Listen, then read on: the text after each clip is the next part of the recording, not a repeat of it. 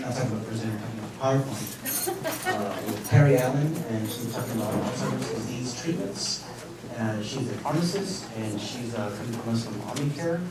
And please help me welcome Carrie Allen.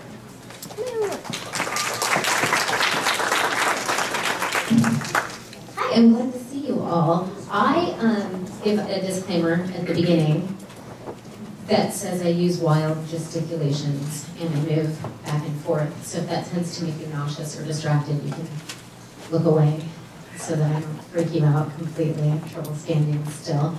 My name is Carrie Allen. I'm a consultant pharmacist and a clinical research associate for OmniCare Senior Health Outcomes.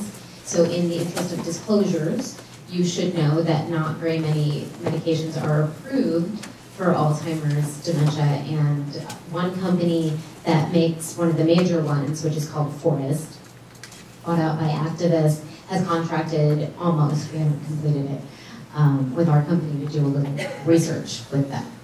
So I haven't started any of that. I don't think there's going to be, in fact, when we get to that, I think you're going to see that I'm not biased in any way towards that particular medication, but I wanted to make sure in the interest of disclosure that you understood that.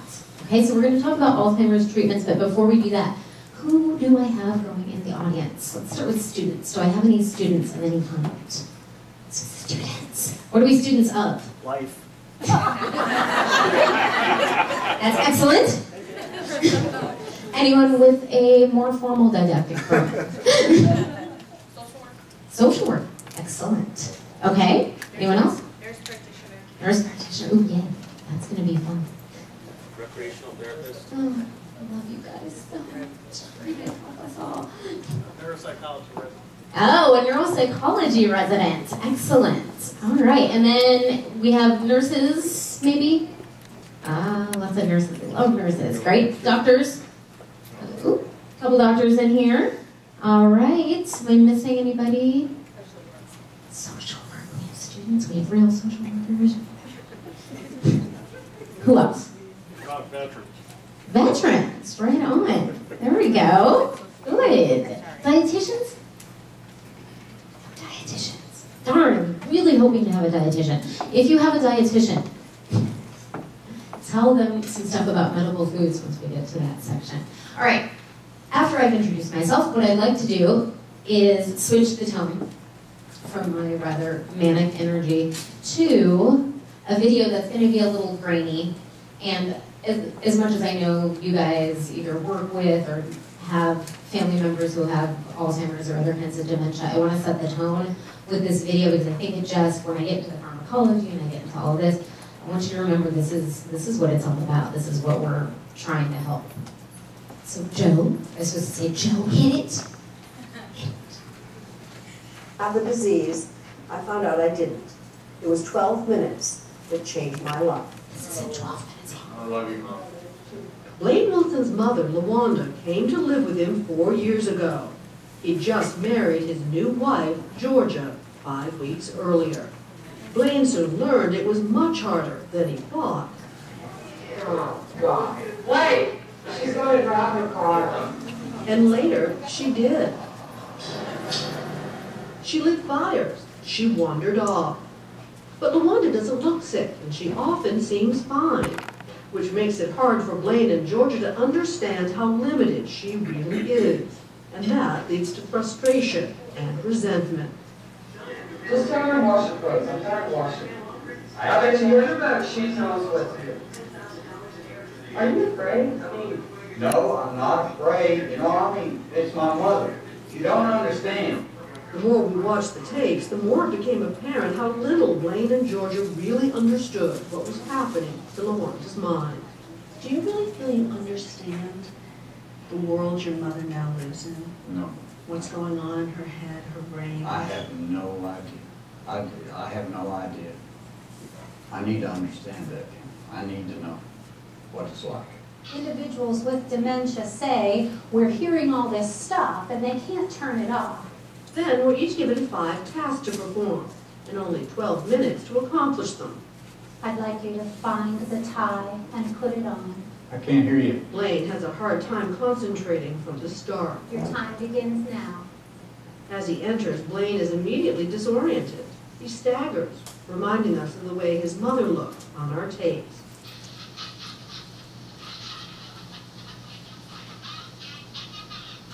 Blaine tries to accomplish his first task, clearing the dishes off the table. But when he goes to put them away, he can't find the kitchen. So he gives up. Well, I don't know where to put them. Blaine finally finds the kitchen, but he can't remember why he's there. And again, the similarities to his mother were astounding. She'd open cabinets and then she would shut them. Mother, what are you doing? Nothing? But Blaine is doing a lot better than I am. What the heck is this? It's only about 2 minutes into the experiment, and the noise from the headset is driving me crazy. God! So annoying! As I try to accomplish my first task, find a white sweater, I work myself into a frenzy. White sweater. Remember, what I'm hearing is this. No. And believe me, it drives everything else out of your head. Annoyed! This is tough. I felt confused, kind of panicking. If I had to go through very much of that, I just might go crazy. All right, that's not a sweater. That's not a white sweater. When you do understand why people start talking to themselves. This is not a white sweater. I was trying to organize my mind by saying, okay. Okay. Okay, all right, all right, all right. Not a white sweater. Not there. I don't know about that. You're doing great. PK was in the room, and at one point when I sat down in frustration on the sofa, and she said, you're doing great. Why don't you start with finishing setting the table? And she told me what else I was supposed to do. I'll remember that. The reinforcement. Yeah, because you feel so alone. And you feel so frustrated, and there's no, you don't know what you're supposed to do, and it's so dark. Reluctantly, I go back into the kitchen to try to find the plates. Glasses. How long have I been doing this? About 20 hours? I'm not doing great. I'm not doing great. And once again, I get distracted and go looking for that white sweater. This looks good enough. This is like a, okay, it's not exactly a sweater. All right, I'll put it over my shoulders.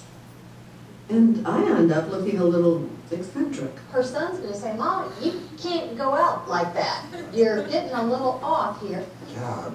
In the meantime, Blaine has moved on to the bedroom, where he's supposed to match 6 pairs of socks. Hell. Instead, he starts folding everything in sight. I swear, man, this is crazy. By now, Blaine seems to have forgotten his list of chores. He was supposed to have found this tie, for example, and put it on. Instead, he folds it, along with everything else. Shoot. It reminded us of the time Blaine's mother set out to cook something for lunch, then got distracted washing dishes, and didn't remember until the pot was burning.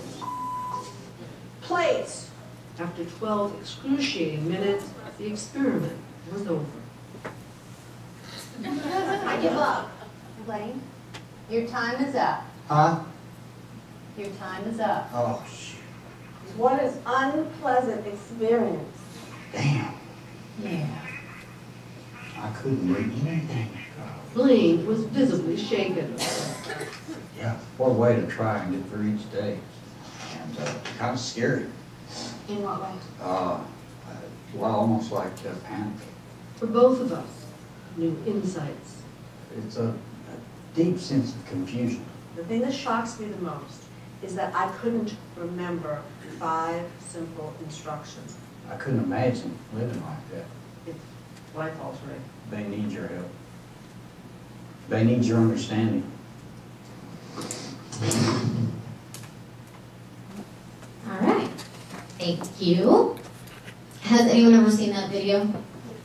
A couple of you have. Has anyone ever participated in something similar where where you've done a dementia experiment? Did they put the headphones on you? Yes. They did. Okay, I haven't done one where they've done the headphones, so I thought that part would literally drive me nuts. I think I would be more hysterical than the woman So in the what video. all did they, I'm not familiar with this, so. Yeah, they kind of skipped some of it. What did it do to They did an overlay, basically, of things that happen when you were elderly, and then you might also have Alzheimer's disease. So the goggles simulated macular degeneration, cataracts, those kind of things. They put gloves, latex gloves, taped their fingers, for arthritis. They put a substance in their shoes so it was more difficult for them to walk. And then they had the incessant jabbering, so it's dark and confusing and sort of to simulate what in reports and in what studies people are saying, hey, this is what we're experiencing when we have Alzheimer's disease. And I show this to my pharmacy students, and they're always, there's parts that are funny about it, but if you're living with that and you saw the stress with the family and everything, the other part that they didn't show in that particular clip was that Luanda, the mom, moved out to live with her sister. I have no idea how old her sister was or how cognitively intact she was, but that she left the family. I just wanted to say that we are starting that here at the VA. Are you? Yes, I've already had a class with caregivers, but we're opening it up to the staff and students, and because they have to understand what they're going through. I think that's so important. And you're thinking, maybe you're thinking, however you would be thinking this, but what is a pharmacist who's here to talk to us about medications doing with all of that? Like, why is that important? And the reason why is because the drugs that we have don't really work. They're not great. So we need the other modalities. We need the understanding to be able to approach these people, at least to set a stage for the drugs to work as well as they possibly can. Does that make sense? All right. So those were the objectives, which you can read. That was the video. Just so you know, DSM-5, and the docs out there know that, are saying that now, if you're going to diagnose someone with dementia, we have to specify if it's Alzheimer's disease or a different kind of dementia. But, so the initial studies for pharmacologic agents, they weren't constructed with these distinctions, and I don't necessarily know that they realized that they were recruiting people at the time that had mixed dementias, but what we've been finding out through autopsy reports and long-term observational studies is that most people have some form of mixed dementia, at least at that stage where you can get into their brain in an autopsy. And so that has an impact on what we can expect from treatment on a global and individual level. If you have mixed dementia, different kinds of dementia, the presentations are different, and we're not always able to figure that out. Some little facts and stats, and this isn't super fact and study because I didn't want to go deeply into that, but this is the part that really resonates with me. Before someone with Alzheimer's disease dies, they live through these years of morbidity as the disease progresses, and it's a terrible thing. It's something that I think, if it happened to me or someone I loved, it's something I wonder about. What would I do? How would I want to handle it? And there is no such thing. I made this little bottle here. There's no such thing as getting an Alzheimer's disease bottle of medications and getting instant relief and getting your cognitive function back, that kind of thing. It doesn't happen that way. We'd love it to, but it doesn't. A little bit, real quick, rough and dirty about the Alzheimer's pathology, and the reason for that is because of the medications we'll go through. So pathology-wise, the majority of thinking is that we have an accumulation of protein fragments, your beta amyloid, outside the neurons. Inside the neurons, there's these tau tangles that happen. And what happens when you get all of this going on, and there's of course genetic factors, you'll see that on the next slide, there's information transfer problems, there's atrophy, there's overexcitement of the neurons, and they decline, the number of synapses decline, and it leads to death of neurons and damage and eventually death overall. As that presents to us on the outside is difficulty remembering the events, we're familiar with this, names, conversations, depression, apathy, and I think that's something that's really important, depression and apathy. I mean, for a certain amount of this disease, you're aware of what's going on. How can you not be depressed and apathetic about what's going to happen? Disorientation, we're familiar with that. You caregivers who work with people who have Alzheimer's disease, poor judgment, behavior changes, and that's when I think that we tend to shun the behavior changes.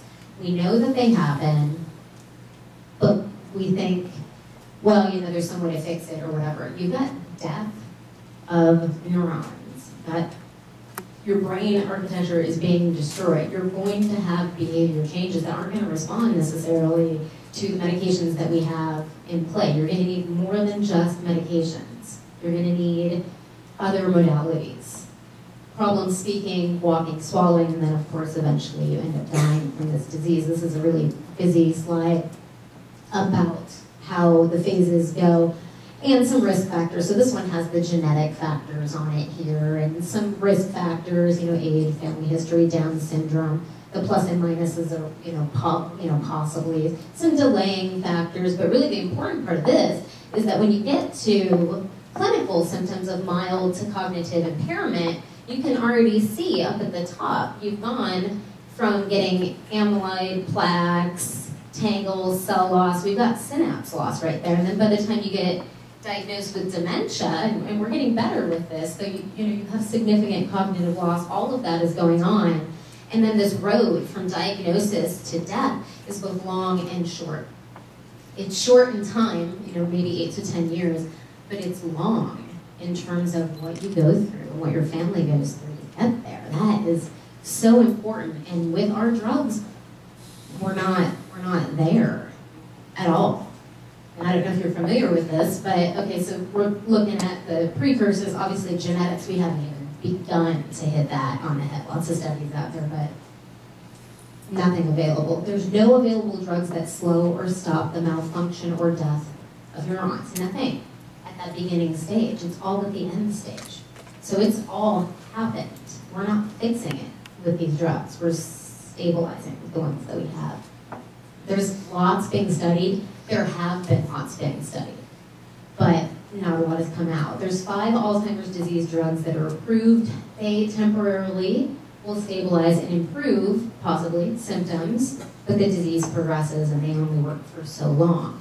And they increase neurotransmitters in the brain. We'll see later that that's not where we want to be. We want to be up there, working on the beta amyloid, not the rest. If you are in pharmacy or healthcare administration, if you follow the money, that's always a really good indicator of what's going on. So average per person payments for healthcare services, hospitals, physicians, nursing home treatments, hospice, home health, these kind of things, right? Were higher for people with Medicare and Alzheimer's disease and other dementias. So we're probably familiar with that than other people that are in the same age group, except for the prescription medications. Now, prescription medications are usually a big cost deal. So what that says to me is we have a lack of effective treatments available to this, because Big Pharma would be out there charging you whatever they could, and I would pay whatever I could for my mother or anybody if I knew it would work. I mean, wouldn't you? So if they don't have that, and they're not charging us for it, that makes sense. We don't have effective treatments available. There was a neurology, that was just a journal article that was published just last month, and they're basically saying that there's a lack of options, possibly because we have a short-sighted approach to this disease. They're looking at it and they're saying basically what I'm saying, there's nothing beyond a marginal, unsustained symptomatic effect with no effect on disease progression at all, for the most part. We spent billions of dollars, billions and billions of dollars trying to research this stuff without success. And maybe we're taking the wrong approach. Maybe we need to look at it more as a chronic illness and treat it like cardiovascular disease, where we're using combination therapies. And those of you who treat people with dementia and use medications know that we do kind of use combination therapies. We have 2 mechanisms of action and some drugs that hit those, and those are what we use. But they're looking at really, if you can combine this with pharmacology, a more holistic approach. We're really trying to hit everything. They would like research to go in that direction, and I think it's starting to, but that's difficult. Our goals would be to prevent and delay onset. Are we doing that with the drugs that we have now? No, we're not. Stabilizing symptoms and slowing cognitive decline. Maybe a little, we're getting there, at least for a little while with the stuff we have. Preserving function and ability to perform activities of daily living. That is so important. I mean, that's the we're living part. That's what we want to do. And there's some mixed data that show that for a while we're able to do that. And we'd love to delay or prevent placement in assisted living or skilled nursing facilities. If you had dementia or any chronic disease, would you rather be in your home than anywhere else with your family? I would. Failing this, we treat the primary symptoms, which are the cognitive symptoms, and we do that a lot. That's sort of okay. And then we treat the secondary symptoms, which are the behavioral symptoms that I mentioned. I'm not going to get into great detail about that unless you'd like to go into it in the Q&A, but that's a tricky one. The disease progresses, we start a drug that maybe we want it to do temporarily, like an antipsychotic, which increases the risk of mortality in these people, and then we never take it off, and they have terrible side effects. So this is the mechanism of action. I don't want to get, unless, is anyone like intensely interested in mechanism of action? If you are, that's fine. I will go great into detail with it. If not, I will say this. We've got 2 mechanisms of action for the drugs that are on the market. That's it. 2. We have the idea that acetylcholine is a good thing to have at these synapses so our brain functions the way it should. So there's a little enzyme that goes in and chews that acetylcholine up. What we do is we have some drugs that stop that little enzyme that chews things up, or at least slow it down, so we have more acetylcholine. Nerves work a little bit better. The second one is NMDA receptor. So there's memantine, which is believed to block sustained activation of these NMDA receptors. There's this glutamate pathway, they get really excited, there's calcium influx, they end up not working well and dying. So we have acetylcholinesterase inhibitors, like donepezil, which is also called Aricept, and we have memantine, which is also called Namenda. This slide looks busy, yes? It looks like it has a lot of information. I want you to consider this, though. This is all the drugs. That's it. This is all the drugs. I was able to put all the drugs, the side effects, the doses, and the dosage forms on one slide. It's sad. It's really sad. We have the cholinesterase inhibitors, like I mentioned, and we have the NMDA receptor antagonists. That's what we have. So you might be familiar. I'm going to use brand names just because I think people are more familiar with brand names. Aricept comes in different dosage forms. Exelon, different dosage forms. Razodine. Those 3. There's actually a 4th that's called Tacrin. We don't use that anymore, so that's off. And then we have Namenda and Namenda XR. If you are a prescriber or you work in pharmacy or you've been working with people, you might know there's been some conversions from the IR to the XR. I'll talk about that real briefly in a minute. I just want to mention some practical things about these drugs because none of these acetylcholinesterase inhibitors are any better than the others. There's studies that show that they're not any better. They work pretty much the same. The approvals are a little different. So like donepezil or Aricept is approved for mild, moderate, and severe. Exelon is approved for mild to moderate Alzheimer's disease if you're using the oral forms. If you're using the patch, it's mild, moderate, and severe Alzheimer's disease. And mild to moderate Parkinson's dementia.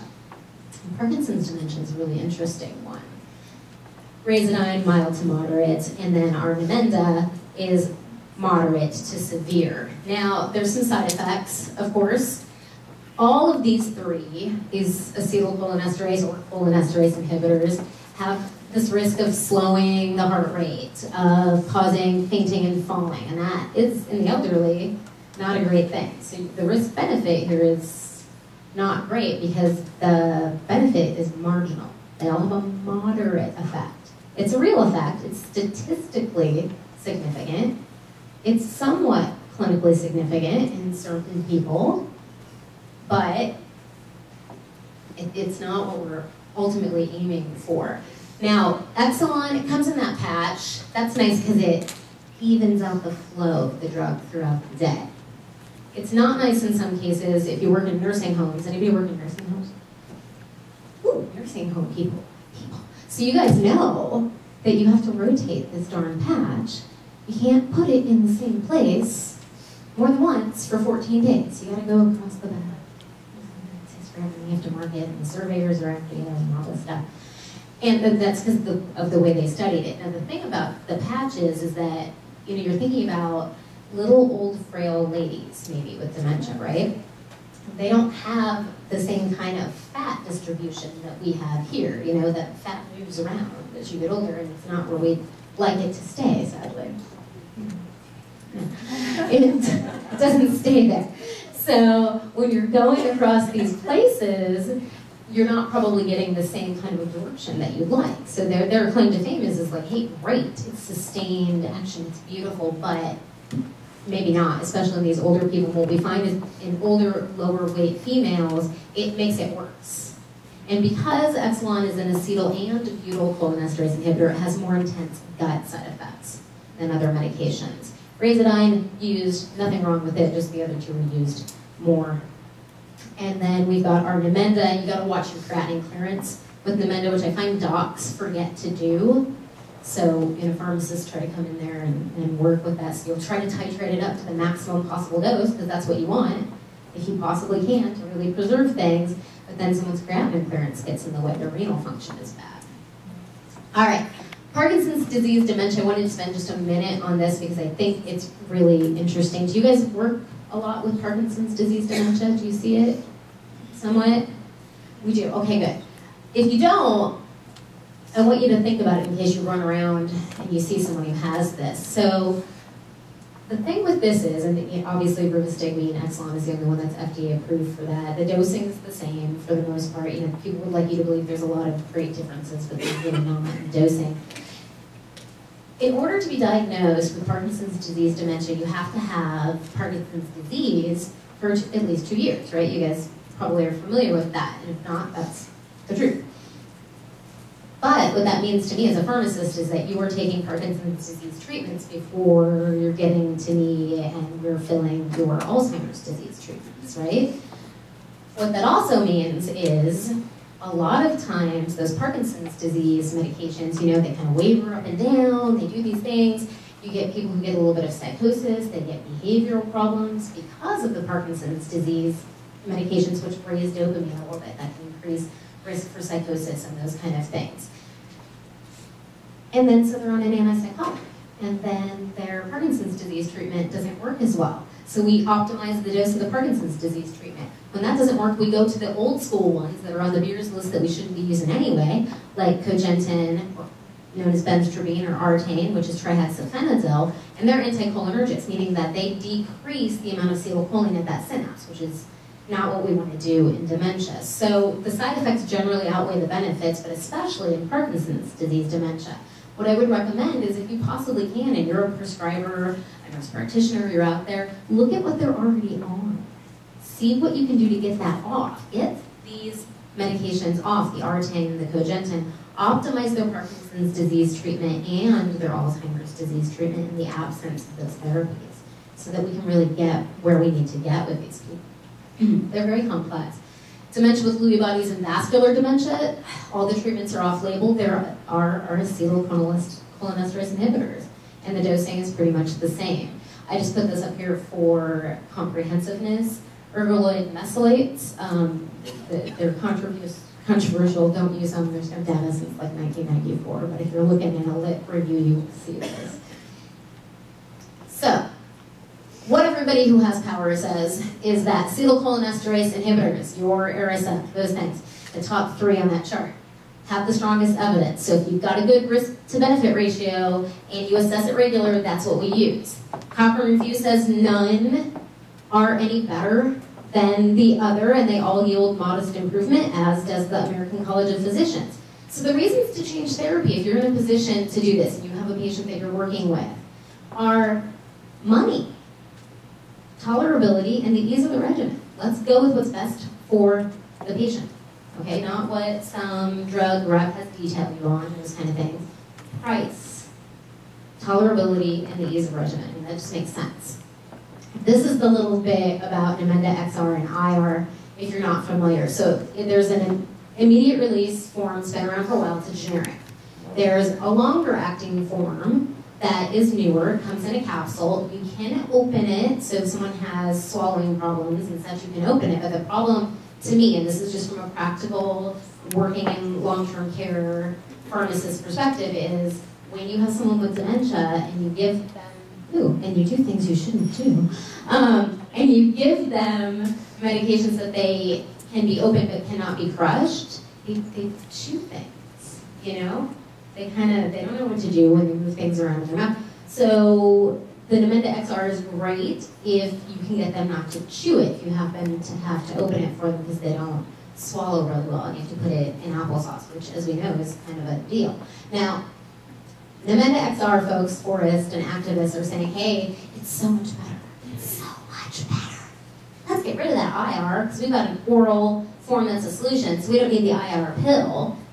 But it's the biggest competitor against the XR version right now, because those are the only ones in the class, right? So it's competing against itself. So they want to take the IR off the market. And you may have seen, if you are dispensing or prescribing, for a while you couldn't get IR, then IR was back. We're still awaiting to see what's going to happen with that. But New York State's Attorney General, I thought this was a brazen and wonderful move. They filed an antitrust lawsuit against Forest Laboratories because it wanted to do this. Because it said, look, our position is that this switch is designed to blunt the competition against that generic, so that everybody has to buy the long-acting. We're really doing apples and apples here. And the drug company says that XR has such significant advantages that that's not true, and we should switch. If you are in the field, just so you know, when a company attempts something like this, it's called product hopping, if you run across that terminology.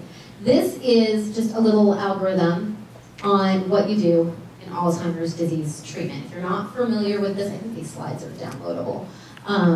This is just a, it's a quick and dirty view. Basically, get them on a drug. Get them to the best dose you possibly can that they can tolerate.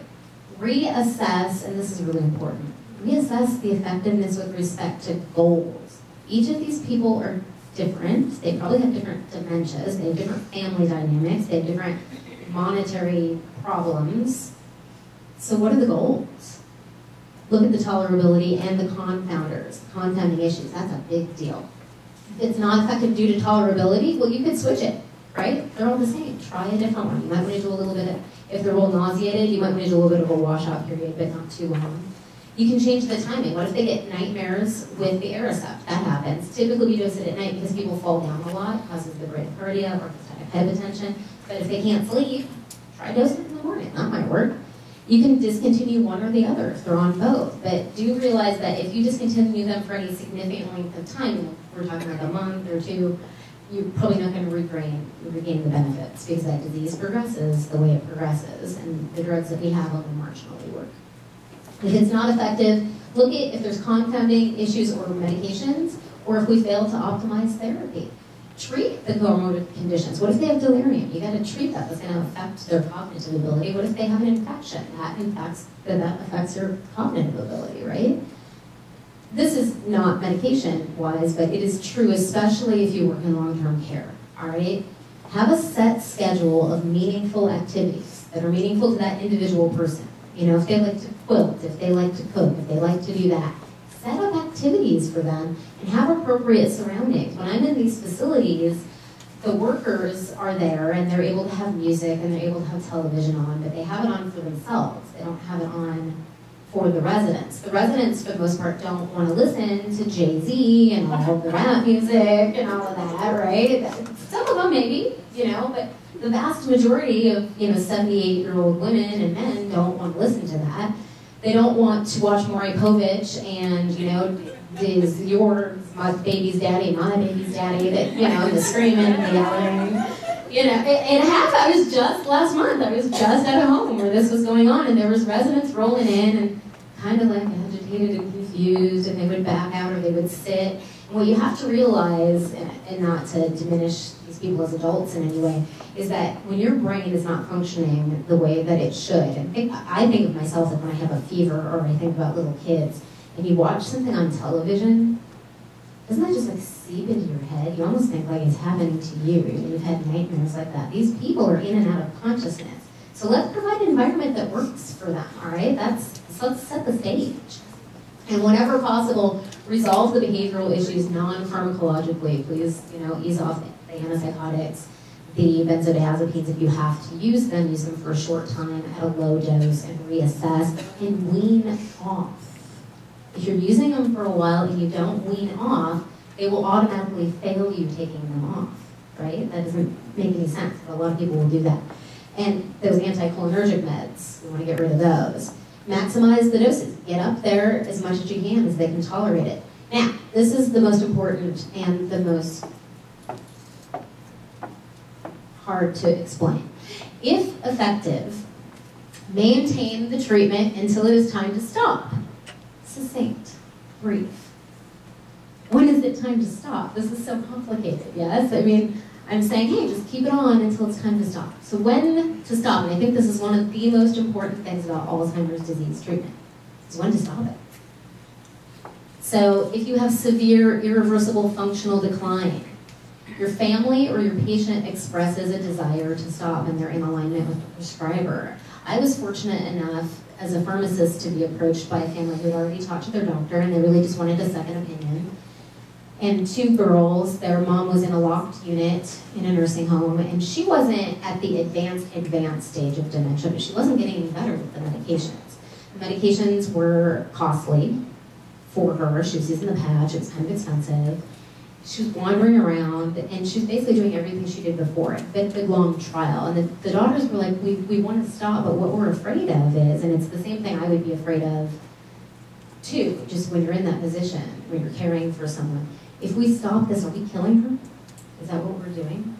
If we stop these medications, are we being the causative agent of just ramping down her cognitive decline to the point where she dies?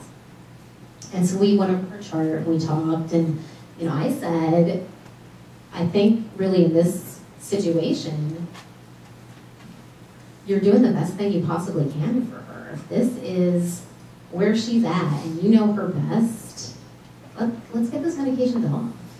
And she wasn't to the point where she was bedridden, but we weren't doing any good for her. If you're not doing any good, it doesn't mean that you don't have any side effects.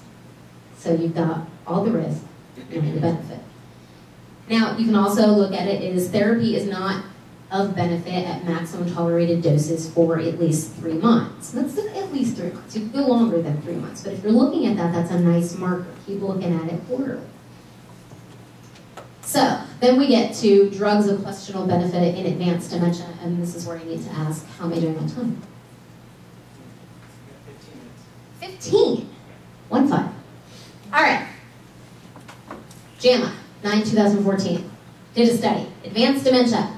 So, you don't recognize people. You're bedridden. You don't speak a lot. Nursing home residents with advanced dementia are the people that they looked at. They noted, of course, that these people don't swallow well and they aspirate things, all right? They're at the decline, end of their life. Their functioning is not great. They took an average of 5 to 15 medications a day. I want to point out the high range, 15. An average. So that means some of them took significantly more than 15. That's horrible.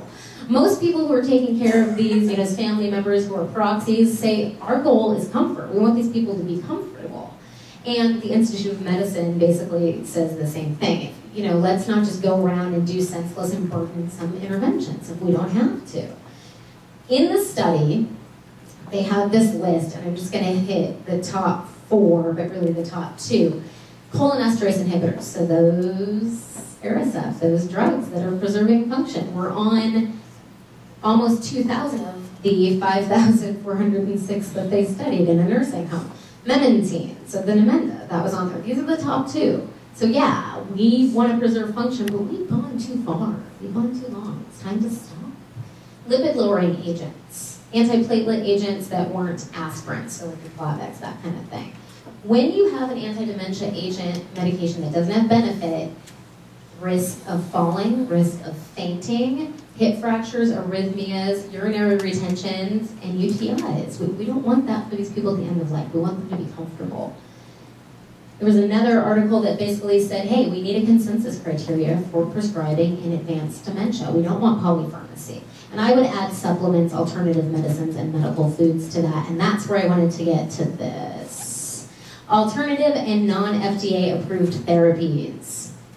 Are you guys familiar with what a medical food is? How many of us are? Just a few of us. It's funny because they're interesting, and nurse practitioners out there, people studying to be nurse practitioners, I want you to be especially aware of this because I don't know why, but the reps really detail you guys for this. They are after you guys. They want you. So be on the lookout. So there's one that's out there on the market. You can Google this. It's called Axona. Now, it's a medical food. There's actually the FDA may disagree with that. The thing with the medical food is it's basically a supplement, except for that it requires a prescription. But the FDA doesn't approve it before they market it. You can make any marketing claims that you so desire until something goes horribly wrong and they call in the FDA. That's how supplements work, because they're not regulated. That's how medical foods work. They're not allowed to claim to diagnose or treat or yada, yada, yada. The highlighted ingredient is caprylic acid. It's derived from coconut or palm kernel oils, and what they think is that's converted into the body into ketone bodies, which pass through the blood-brain barrier and miraculously get into the neurons that are no longer able to use glucose to function, which is part of the pathology, and they will function again because they preferentially use ketone bodies over glucose. Does it work? I don't know. They thought it worked, but they weren't required to go through any kind of rigorous testing for that. The Alzheimer's Association Medical and Scientific Advisory Council said that there's not enough evidence for this or any medical food for Alzheimer's disease. And in addition, you gotta watch the ketone body production if people have diabetes and those kind of things. This is kind of what I love right now. All right, so this is from the website. Axona is a non-drug therapy that is different than currently available Alzheimer's disease treatments. Adding Axona to Alzheimer's disease management may address a specific nutritional deficiency not addressed by FDA-approved Alzheimer's treatments. And they have their references, and it looks official. One of the references is the National Institute on Aging, and I thought, well, heck, the NIA has stuff up there about medical foods. They don't. I don't know what they're referencing that for. So I looked into it further and found, hey, the FDA issued a warning letter to the manufacturer for their website and claim. So not only am I like a little worried about medical foods, I'm now looking at this and the FDA is saying, hey, you know what? Your product's misbranded. The product labeling is false and misleading in that the product is labeled and promoted as a medical food, but it does not meet the definition of a medical food. Yeah, because there's no distinctive nutritional requirements or nutrient needs for individuals with mild to moderate Alzheimer's disease. But whoever goes to the original source of the research. We all should, but yeah, we don't have time. And see, and that is what is such a good point about this. I'm not saying that you shouldn't try everything that you want to try, and we'll get to this.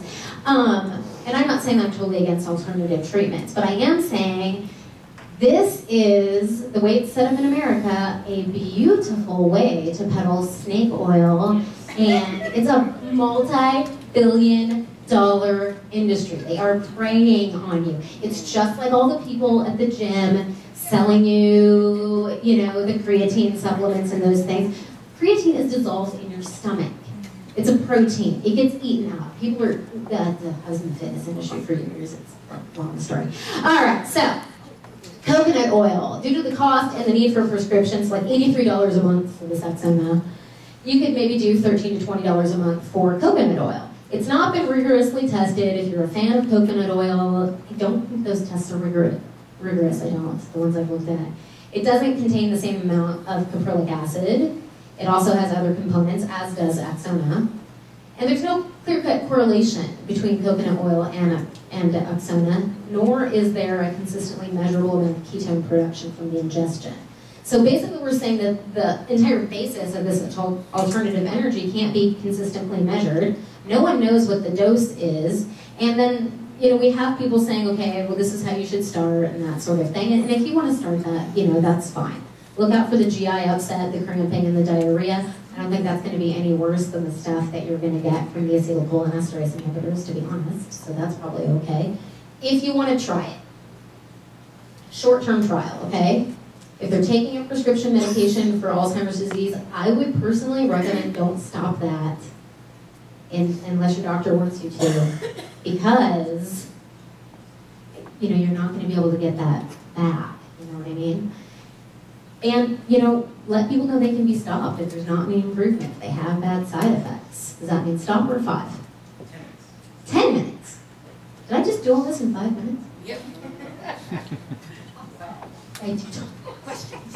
How many years is that Namenda Aricept good for on an average? In terms of improving the functioning, sorry, as a pharmacist, I'm like, storage-wise I leapt to that. It really depends on when you're starting it and what kind of dementia that they have.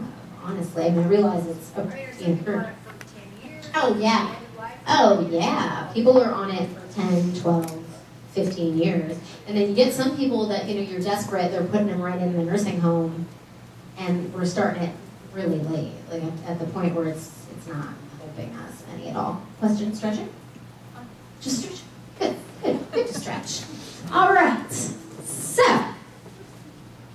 vitamin E, not different than placebo, and we don't like doses greater than 400 units a day because of increased mortality and bleeding risk, although I do understand they're starting some different trials looking at that again.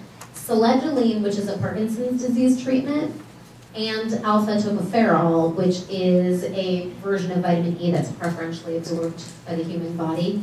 They had one study that showed some good stuff. It was an isolated finding. It hasn't been repeated. Ginkgo biloba.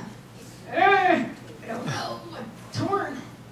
Some studies show a small but significant effect. There's several medication interactions.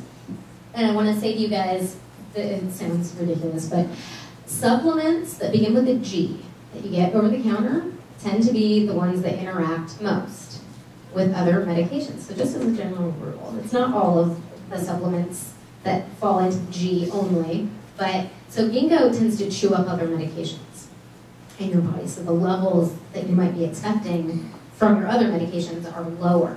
The other thing is that it's not FDA regulated. You know, the FDA can be a pain sometime, and I don't love them 100% all the time, but again, it's the snake oil situation. So unless something goes wrong, the FDA doesn't investigate. You buy a bottle of ginkgo, you can get no ginkgo. There can be no ginkgo in that. No one's monitoring that. And hey, it would be cheaper for me to manufacture absolutely no ginkgo and sell it to you. Wouldn't it? Happens. You can have 1,200 to 1,500 times the amount of ginkgo in one lot versus another. No one's regulating that. If you were getting them off the internet, from other countries, from wherever, even in the United States, very often and only when something goes wrong do they investigate. They investigate and they find, hey, you know what? It has Alzheimer's disease medications in it. The real ones. And that seems like, well, why would you put expensive medication in there? Well, first of all, you want people to buy it. You want it to work. Second, you're getting those products that have not passed FDA inspection, have been shipped to a different country, then been shipped back to whoever's manufacturing it and reusing it, have been stored with rat feces. And so many stories. Look on the FDA website. You'll be surprised. Non-steroidal anti-inflammatory medications, there's an inflammatory component to this Alzheimer's disease pathology, right? They're not recommended for the treatment of Alzheimer's disease. They've been studied, but there's not benefit. And current data for statins and that same inflammatory kind of idea don't support the use. So unfortunately, there's not a lot out there in that regard. All right, I'm gonna blow through this really quickly. I wanted to mention a couple of these. There's new trials. You know though, trials are trials. They fail. They don't go anywhere. They cost a lot of money, but I'm hoping on some of these. Some of these sound good. They have the Alzheimer's disease sequencing project.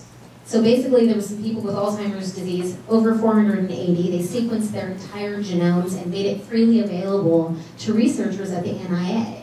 And so we're hoping that we can start looking at the genetic issues here. The apolipoprotein E, which is one of the primary genetic precursors, we think, to causing Alzheimer's disease. So I'm really excited to see if hopefully this sequencing will lead to something good. There's currently 3 NIA-funded clinical trials looking at clearing the amyloid that's already there in the very earliest stages. So symptom-free or maybe just barely diagnosed. We're trying to get to it early, and that's wonderful. And there's one phase 1 trial that they're looking at a natural brain steroid, so the inflammation again. Also looking at preventing tau tangles. This is the most sexy of them all, the BACE inhibitors, if you've heard of those. So what we think is that if we block this enzyme, this beta secretase cleaving enzyme, then we're going to stop that buildup of the beta amyloid. And then, hey, you know, the very beginnings of that disease. We're going to start hitting it there, really stopping the progression. There's one that's been in development for more than 10 years that's, you know, on par for development of a drug, especially, you know, in neurology type stuff. But in early tests, it dramatically reduced the levels of beta amyloid, but we're really looking for people data. Eli Lilly recently stopped one of a different BACE inhibitor, though, because there was liver problems. See, I mean, these things are fraught with pitfalls. The A4 trial, anti-amyloid treatment in asymptomatic Alzheimer's disease. Asymptomatic Alzheimer's disease is the best part of that, right? We're testing people that have symptom-free stuff. So 1,000 symptom-free older volunteers had their brain scanned. They had a lot of amyloid. They are getting in here to see if we can stop the pre-symptomatic stage. I think that's pretty cool. This isn't for treatment necessarily of Alzheimer's disease, but it's prazosin. Our VA people are familiar with prazosin, and our PTSD people, yeah, helps a little bit with their nightmares and things. I had the pleasure of talking with a gentleman about that once in one of the VA clinics, and he said, you know, that it doesn't necessarily stop the nightmares or stop my feelings, but I'm removed from it and it doesn't bother me as much. So this is an interesting track, I think, in terms of hoping to help treat the agitation, but you have to watch out for orthostatic hypotension. They're looking at immunizations, blood drug products, you know, kind of going back in the day with immunizations, getting antibodies from other people and seeing if we can get them in and block stuff. Nasal insulin. Weird. Exercise. I don't have time to go into this one, but really though, sedentary volunteers with moderate cognitive impairment are going to participate in a year-long program where one group will do high-intensity aerobic exercise. And the other group will do stretching. I'm dying to find out, like, how to control that and if it works out. I'm just loving it. The CSF trial is basically just like, how do we monitor drugs better? Rheumatoid arthritis, that is in quotes, that's a trial, you can read that at your leisure. Stem cell, I'm going to end with that. I just want to say there's grants and proposals out there. There's not really a lot of trials as of yet. It's a little controversial, but they're looking at getting the stem cells into the brain. How do they do that? They're looking at direct injection, right, into the brain so that we can basically regrow healthy nerve cells. Ooh, yeah, I mean, it sounds good, but everything that sounds really fancy usually also has a downside, I don't know. But, you know, they do this in muscle and tendon work in athletes and pro athletes, and it works well. I mean, Roethlisberger, Steelers, and Spurs, I forgot Spurs. IV and intranasal. Please do not ask me any questions about how they plan to get stem cells intranasally to function in people. I'm sure they haven't. So, with that, there's some references for you. Do you have any questions, comments, concerns, or conundrums? Oh, you can have a microphone. Can you explain why with the Lewy body dementia, pharmacological intervention is not effective at all? The thing with Lewy body dementia is that you've basically got those large bodies. Oh, I'm sorry. I gave you a mic and just decided it was all up to you from here on out. All right, so is that you've got those large bodies that are in there interfering with the neurons. You've got gaps. So everything that we're working on is basically trying to help the synapses that are functioning. There's so many that aren't functioning, that are blocked, that are tangled up in people with Lewy body dementia, and the pathology is so different that, I mean, it's just not, we try, but it's really just not as effective. And the second question is, why is early onset so much more progressive, let's say, with someone in their 50s versus someone in their late 70s or 80s? Well, and generally speaking, that's a different kind of dementia. So that's, you know, like FTD, frontotemporal dementia, people where it starts very, very early. So that's an entirely different mechanism. It's much more aggressive. And again, what we're doing for these people, even though it's early on, we just don't have the technology or the knowledge to get where we need to go with it yet. Sad, I'm not optimistic. I heard in popular literature that Alzheimer's disease actually starts like 20 to 30 years prior to the onset. And then the other question I have is there anything about world demographics that we know? Does the Western lifestyle have any influence on expression of Alzheimer's disease? Does it occur in other countries as much as it does here? That's a difficult one. I mean, epidemiologically, it's a problem across the board. They have a lot of Italian data, a lot of Asian data, a lot of different countries have data on that. I think definitely the risk factors, you know, if you're looking at certain genetic populations, that's not going to be quantifiable at this point because we haven't looked at it and explored it enough. But when you're looking at the risk factors such as education, occupation, folate levels, those kind of things with people, then yeah, I think definitely your environment plays a part in that. And we have our cholesterol, our hypertension, those things that we tend to have. As for it starting much earlier, yeah, that's the part on the left-hand slide of that one slide where you have all the starting things happening in the preclinical phase before we even notice it. By the time we notice the cognitive decline and get diagnosed, all of that damage to the neurons has happened. And we're not equipped to deal with it. How frequently are you getting calls or consults from people? How frequently are you getting calls or consults from people who are on statins who are now experiencing short-term memory loss? Oh, I love that question. Did everyone heard that question? You know, with statins, it's interesting, especially as a pharmacist. We got all the initial questions about, oh, I've got leg pain and everything, and then doctors, you know, went to their literature and said, well, there's not any real literature for this, it's very rare. It turns out it's not that rare, especially in older people. Well, the same thing with the cognitive impairment. So because of the school of thought changing on statins, there's a little bit of a curve to this answer. A lot of people are saying, hey, that's transient, and it's going to go away, and so you watch that and keep them on the statin. And a lot of people are saying statins, especially in certain age groups, aren't showing the benefit in other areas.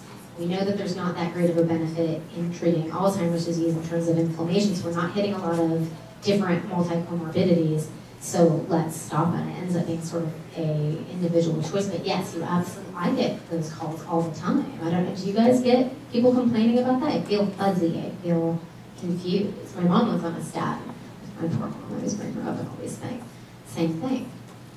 Okay, one more question. One else.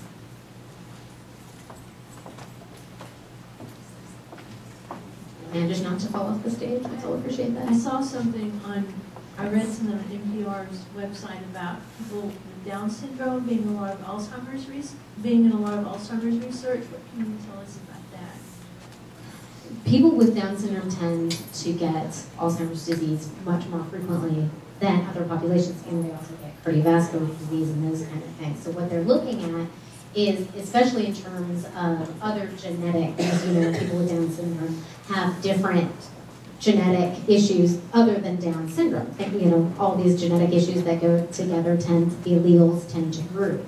So they're really looking at them from a perspective of not only presentation and neural architecture, but can we find out anything about them genetically that may be similar? Does that answer your question? Okay. All right. Well, I want to thank you so much for your attention this morning. I really appreciate it. And if you guys want to chit-chat, you know, afterwards, please come up